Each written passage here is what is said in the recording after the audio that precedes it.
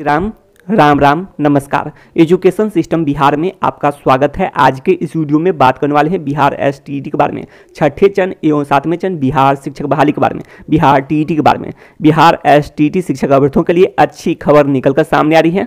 Video को शुरू करने से पहले एक नज़र सुर्खियों पर आज का हेडलाइन देख लीजिए। सबसे पहले आप लोग ऐसे मिलेगा प्रमाण पत्र और होगी ज्वाइनिंग, इस पर बात करने वाले हैं इस वीडियो में। उसको आगे देख लीजिए। सातवें चरण की कवायद तेज, शिक्षा मंत्री जी, अपर मुख्य सचिव जी शिक्षा विभाग, तो इसके बारे में बात करने वाले हैं। आज का न्यूज यह भी पहले की तरह ही है कि शिक्षा मंत्री जी या फिर अपर मुख्य सचिव जी के अनुसार बात करें तो एक साथ नियुक्ति पत्र बांटे जाएंगे छठे चरण के शिक्षक अभ्यर्थियों को। तो यही बातें हैं। और आप लोग जानते हैं अपर मुख्य सचिव जी का पहले भी कहना था कि पंचायत चुनाव के बाद काउंसलिंग की प्रक्रिया पूरी होने के बाद एक साथ नियुक्ति पत्र बांटे जाएंगे, और तर्क भी आप लोग जान चुके होंगे, वरीयता की बात है। तो ऐसे में बात करें कि काउंसलिंग की प्रक्रिया पूरी होने के बाद रिक्तियों का रिकैलकुलेट हो सकता है, अर्थात फ्रेश रोस्टर और रिक्तियों का रिकैलकुलेट। और आप लोग जानते हैं कि इसमें क्लास 1 to 8 के लिए भी होने हैं छठे चरण में, और बात करें तो क्लास 9 से 12 के लिए भी। तो ये बातें आप लोग जानते हैं। तो ऐसे में कह सकते हैं कि जनवरी का जो प्रथम सप्ताह है या फिर द्वितीय सप्ताह में शेड्यूल जारी हो काउंसलिंग तिथि का, और उसके बाद काउंसलिंग की प्रक्रिया पूरी होने के बाद रिक्तियों का रिकैलकुलेट होने के बाद बात करें तो सातवें चरण के लिए नोटिफिकेशन या फिर विज्ञापन जारी हो, तो ये होना चाहिए। और तब तक आप लोग जानते हैं डॉक्यूमेंट वेरिफिकेशन, दस्तावेज सत्यापन में भी समय लगते हैं। आप लोग देख चुके हैं जो 31 अक्टूबर तक का जो चयनित अभ्यर्थियों का समय दिया गया था, तो ऐसे में आप लोग समझ सकते हैं कि काफ़ी समय लगते हैं। इसके बारे में पहले भी बता चुके हैं कि समय लगते हैं। तो ऐसे में आप लोग समझ सकते हैं। तो ये हो सकता है कि रिक्तियों का रिकैलकुलेट करने के बाद वैकेंसी का, उसके बाद नोटिफिकेशन जारी हो, तो ऐसे में कह सकते हैं सातवें चरण की कवायद तेज हो सकती है। तो इसके लिए चाहिए कि विज्ञापन जल्द आए, और आप लोग पहले भी जान चुके हैं कि जनवरी फरवरी में यह बताया गया था। तो उम्मीद रखें कि जनवरी का अंतिम सप्ताह या फिर फरवरी के बात करें तो प्रथम या द्वितीय सप्ताह में विज्ञापन जारी हो सकता है सातवें चरण के लिए, यदि इसी तरह से चले। और यही बातें हैं। अब आगे देख लेते हैं। ऐसे मिलेगा प्रमाण पत्र और होगी ज्वाइनिंग, इस पर बात कर लेते हैं।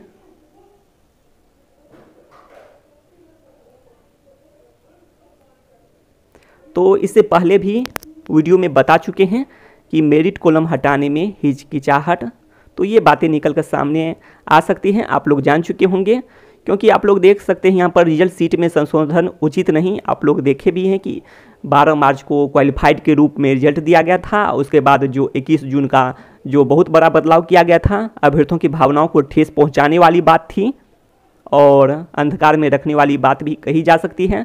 तो वही बात है, इसके कारण बहुत सारे अभ्यर्थियों के मन में जान सकते हैं भावनाओं को ठेस पहुंचा है। तो वही बात है, दुखी करने वाला बात है। तो ऐसे में आप लोग समझ सकते हैं इन बातों को। तो वही बात हो सकता है मेरिट कॉलम हटाने में, जिसके बारे में पहले भी बताए हैं। तो ऐसे में क्या हो सकता है, उपाय देख लेते हैं। प्रथम तो वही उपाय है कि 12 मार्च 2021 को जारी हुए रिजल्ट क्वालिफाइड के रूप में सभी टीईटी एसटीईटी की तरह प्रमाण पत्र निर्गत किया जाना चाहिए। तो यही तो उचित विकल्प भी है, जैसा 12 मार्च को है वही सही है। और बात करें तो 3 महीने के बाद बहुत बड़ा बदलाव करना कहीं से भी उचित नहीं है। जी बिल्कुल सही बात है, अभ्यर्थियों की भावनाओं को ठेस पहुँचाने वाली बात है और अंधकार में रखने वाली बात है, यह कहा जा सकता है। अब आगे देख लेते हैं कि एक तो उपाय आप लोग जान चुके हैं प्रमाण पत्र रिजल्ट कार्ड के लिए, अर्थात आप लोग यह भी जानते हैं कि प्रमाण पत्र के रूप में रिजल्ट कार्ड दिया जाएगा। इस पर भी आगे बात करने वाले हैं। अब सेकेंड देख लेते हैं। सभी क्वालिफाइड अभ्यर्थियों का उच्च प्राप्तांक से न्यून प्राप्तांक घर से कर में, जिसका विज्ञापन में ही जिक्र कर दिया गया है। इसी लिस्ट के अनुसार सभी क्वालिफाइड अभ्यर्थियों का रैंक अंकित कर दिया जाना चाहिए, अर्थात जनरल रैंक और कोटि का रैंक दोनों। अब आगे बात कर लेते हैं। तीसरे नंबर के उपाय को देख लेते हैं।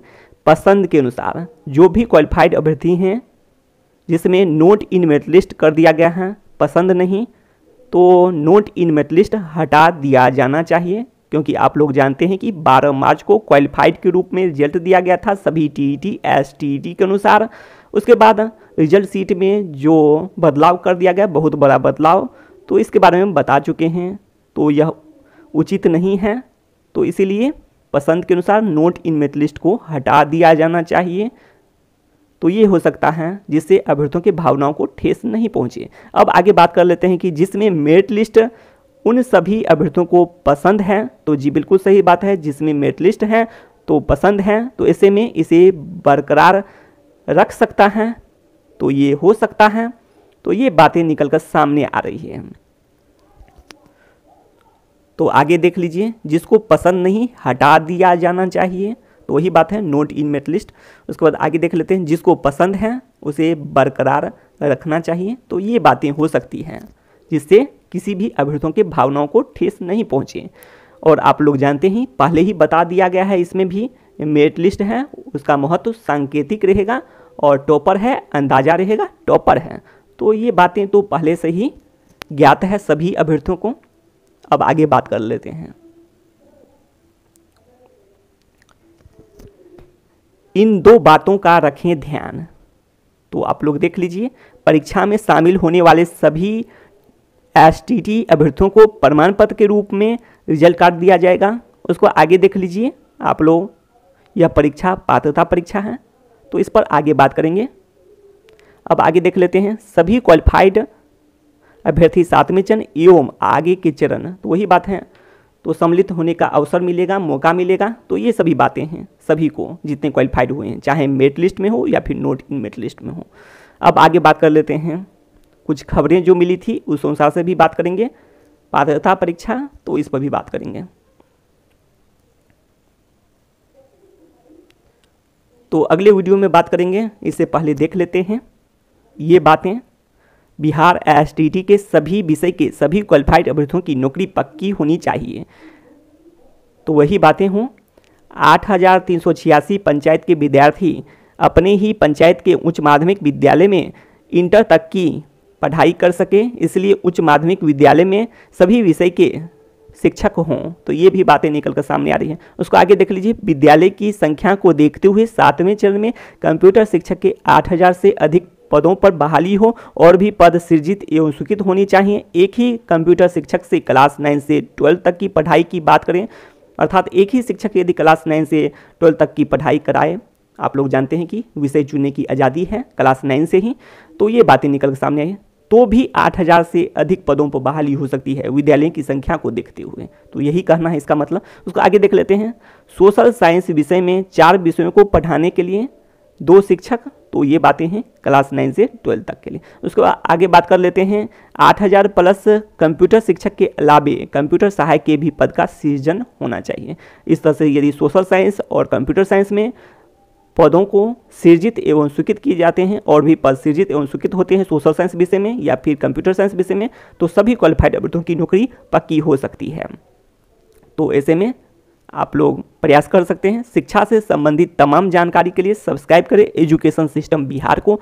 तो बस इस वीडियो में इतना ही, धन्यवाद।